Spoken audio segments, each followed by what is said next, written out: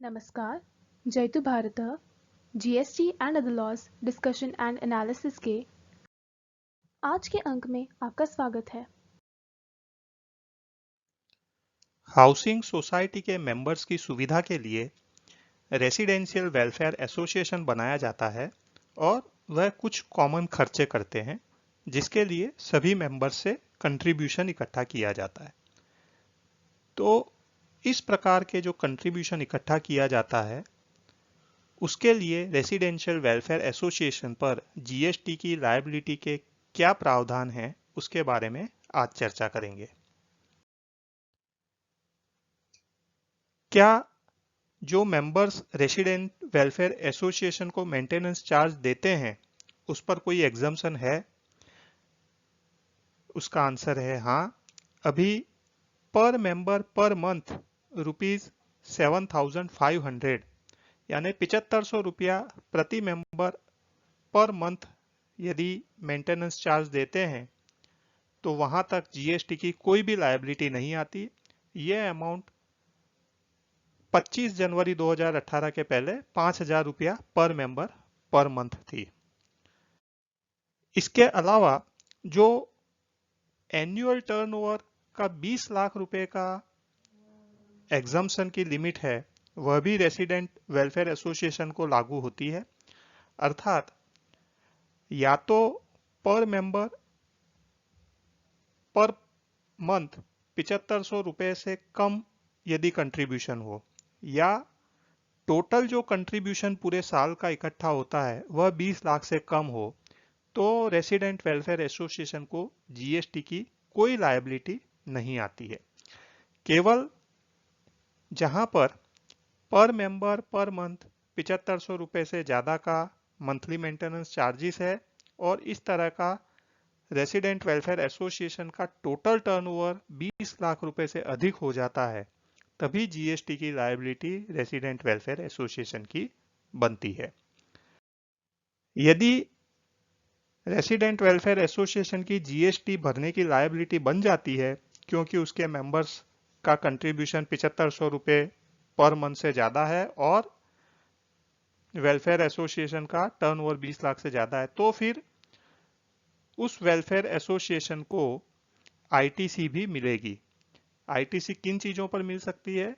तो जैसे capital goods में generators, water pumps, lawn furniture इत्यादि हैं। बाकी की जो भी गुड्स हैं हार्डवेयर, सैनिटरी वेयर इत्यादि के और अन्य सर्विसेज जो भी common services resident welfare association लेता है अपने मेंबर्स के लिए, रिपेयर एंड मेंटेनेंस इत्यादि की, वो सभी जीएसटी के प्रावधानों के अनुसार मिल सकती है।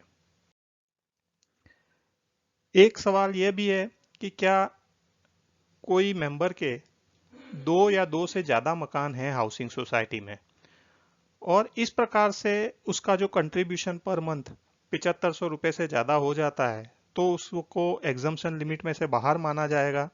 तो उसका आंसर ना है क्योंकि ये पर मेंबर पर मंथ का कंट्रीब्यूशन गिनना है और मेंबरशिप पर रेसिडेंशियल अपार्टमेंट या रेसिडेंशियल हाउस के हिसाब से गिनी जाती है।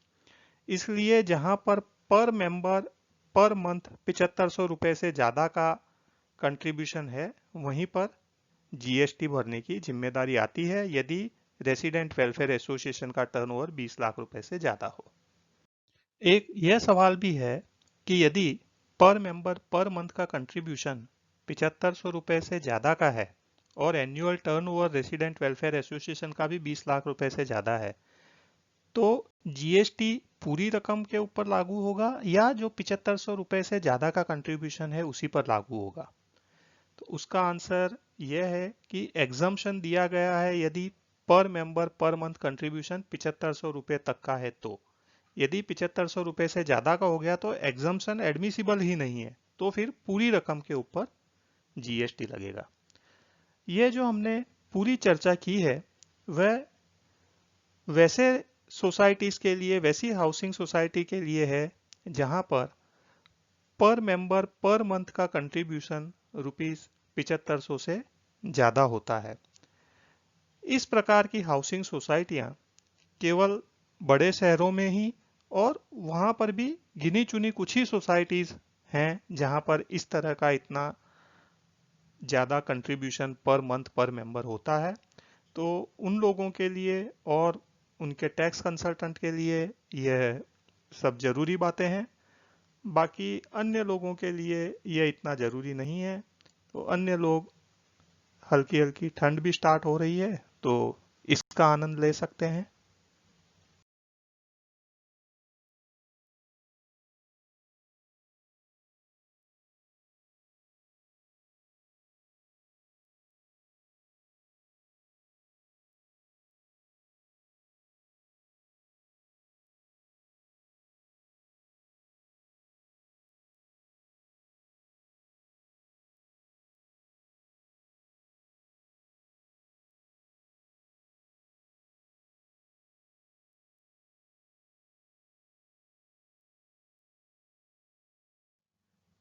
आज के अंक में बस इतना ही। धन्यवाद।